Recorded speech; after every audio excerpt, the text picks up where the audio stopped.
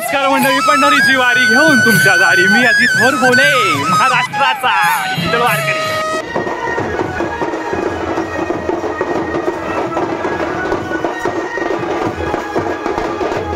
आळंदी ते पंढरपूर पायी वारीचं आपलं हे 4थं वर्ष आहे आणि मला त्याचा गर्व आहे।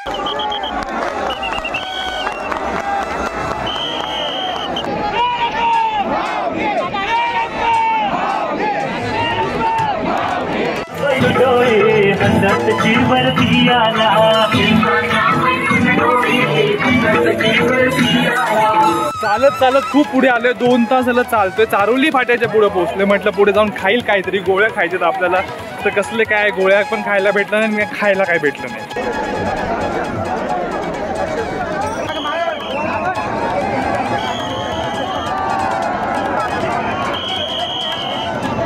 चालत चालत मॅगझीन चौकात पोहोचलोय। दम लागेल, दम म्हणजे चालून चालून दम नाही लागत। जे लाडू पुढे जावं, मॅगझीन चौक पुढे जाऊन वाटप करा। सकाळच्या 11 वाजून 10 मिनिटं झालेली आहेत। मॅगझीन चौकात माऊली विसावायला थांबलेली आहे। तुम्ही तुलसी चहा पिला असेल, मी तुलसी वडापाव खाल्ला। हे तुलसी हॉटेलचा तुलसी वडापाव। आणि आता खातो मी गोळ्या। कुठे गेल्या?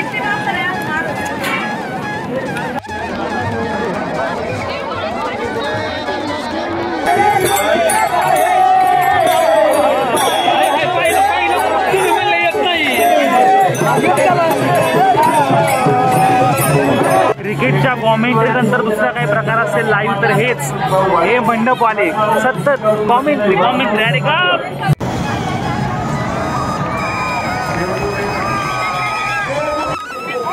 Day by day, year by year वारी परत परत करून आहे ना, तुमच्यात एक प्रगल्भता येते।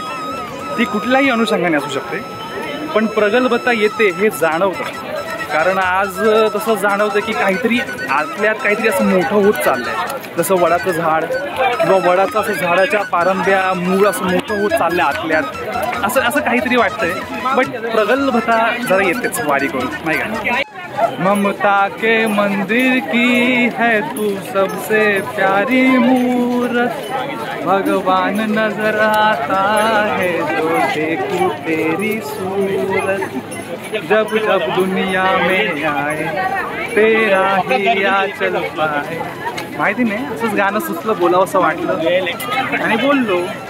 जय जय गंगे जय जगदंबे, जय जय गंगे। फिनोलेक्सवाल्यांनी काहीतरी सोय करा पाण्याची।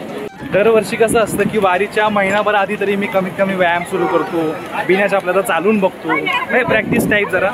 पण यावर्षी काय झालंय, रात्री 11 वाजता कंपनीतून सुटलो आणि घरी पोहोचलो 12-1 वाजता आणि आवरलं वगैरे, पहाटे 2-3 वाजता निघालो।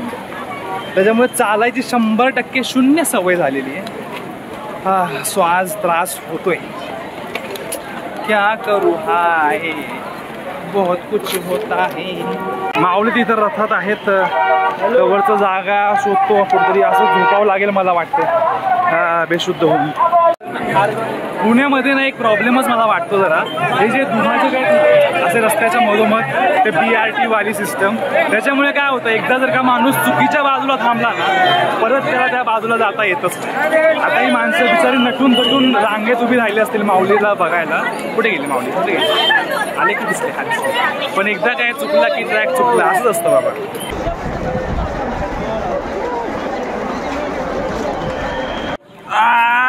देवा, मला ना वाटतंय हे ज्या गोळ्या खाल्लेत ना मी, त्या गोळ्याचा साईड इफेक्ट झालाय मला।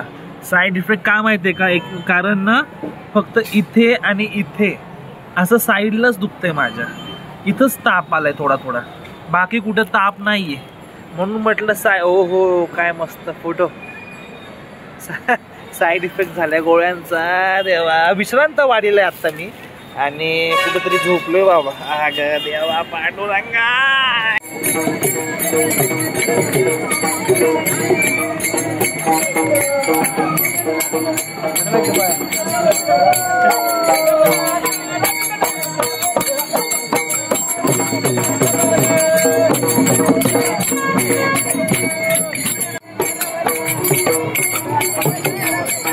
अरे उठ्या उठ्या, लय झाला आराम।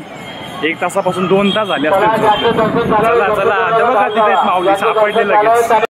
पुण्यात येताना हा एक टप्पा आहे जिथे इतकी झाडं आहेत. मला वाटतं डेक्कन कॉलेज आहे. इथं आल्यावर वाटतं यार स्वर्ग आहे. एवढ्या झाडं मोठी मोठी कापलेत वाटतं यावर्षी. दरवेळेस खूप मोठी असतात. लय झाड वाटतं इथे आल्यावर. झाडं आहेत बघा, मोठी मोठी झाडं आहेत. मस्त वाटतंय.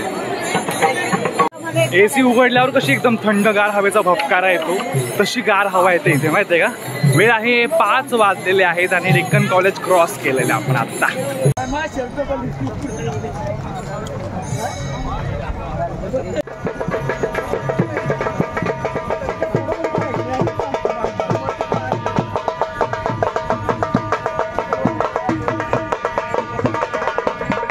मला वाटतं वारीची खरी मजा आहे ना पुणे सासवडच्या नंतरच असते.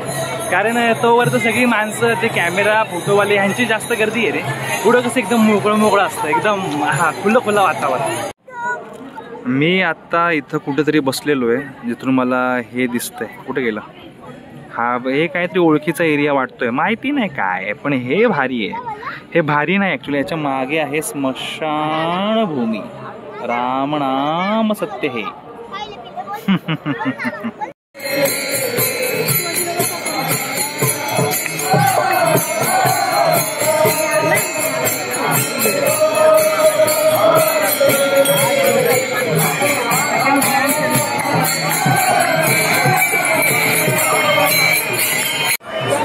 माऊलींच्या पालखीचा शेवटचा विसावा आहे हा.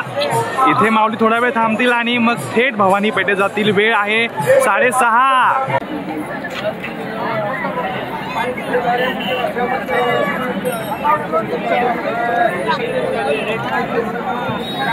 ठीक आहे, तर बैल तयार झालेले आहेत. आता ते निळ्या रंगाचं आहे, त्याच्या खांद्यावर जाईल आणि बैलगाडी सुरू होईल. आणि मग म्हणजे ऑफिशियली ब्रेक संपलेला आहे हे सांगायचं मला. पुण्याचे एकदम वेस ओलांडले आणि नेमका पाऊस आलाय यार. वाटलं कोरडा जाईल पुण्यात, पण कसला काय. मुंबई पुणे पिंपरी कुठं जाऊ ग चिंकी पिंकी पिंकी.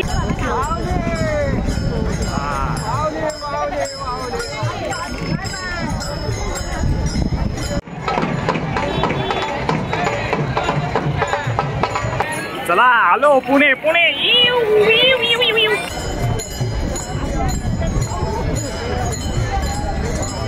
पुण्याच्या पुलावर पडतोय पाऊस. लई झाली हाऊस माऊस.